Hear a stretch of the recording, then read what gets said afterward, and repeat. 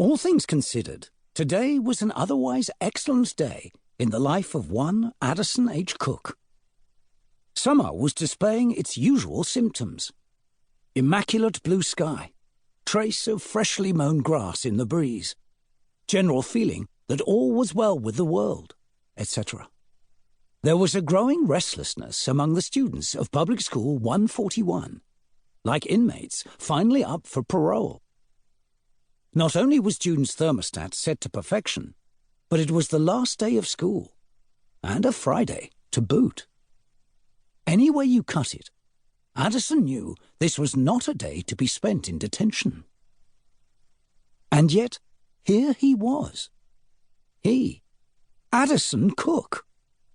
The same Addison Cooke who had crossed the Amazon, outwitted cartel criminals, and rescued an Incan treasure, was now standing at humble attention in the school principal's office, Kango cap in hand.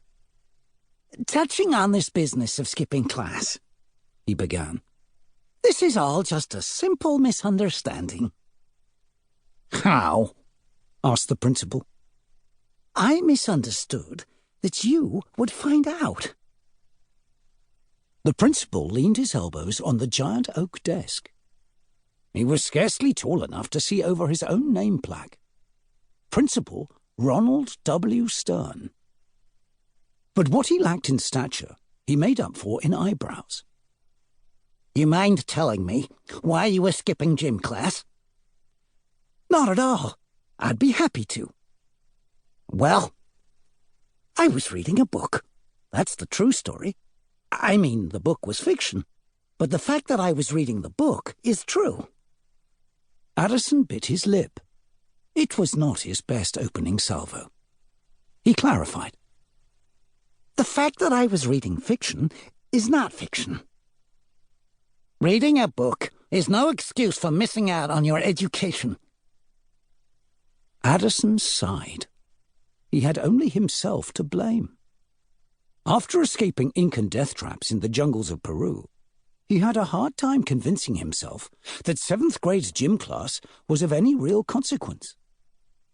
He had figured the administration wouldn't mind him skipping one measly gym class on a Friday afternoon on the last day of school.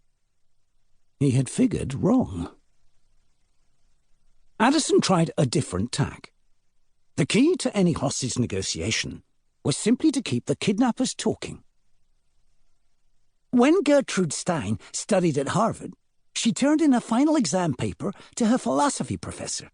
She wrote one sentence: "I don't feel like taking an exam today. It's too nice out." Did she get a detention? No. Her professor wrote back, "Miss Stein, you truly understand the nature of philosophy." And he gave her an A. Is that true? In philosophy, anything can be true. The principal frowned. The point isn't whether it's true, Addison continued quickly. The point is to believe in the bigger picture. I'm not giving you an A for skipping class. I will settle for a B. I would give you more detentions, said Principal Stern. But the school year is only so long. Addison recognized it was time to improve his tactics. His Aunt Delia and Uncle Nigel had promised to take him on their summer archaeological dig in China if he could soldier through the last dregs of the school year with perfect behavior. Now here he was, staring down the barrel of a detention. It was like running a 26-mile marathon, limping up to the finish line and slipping on a banana peel. I'm writing out your detention slip now.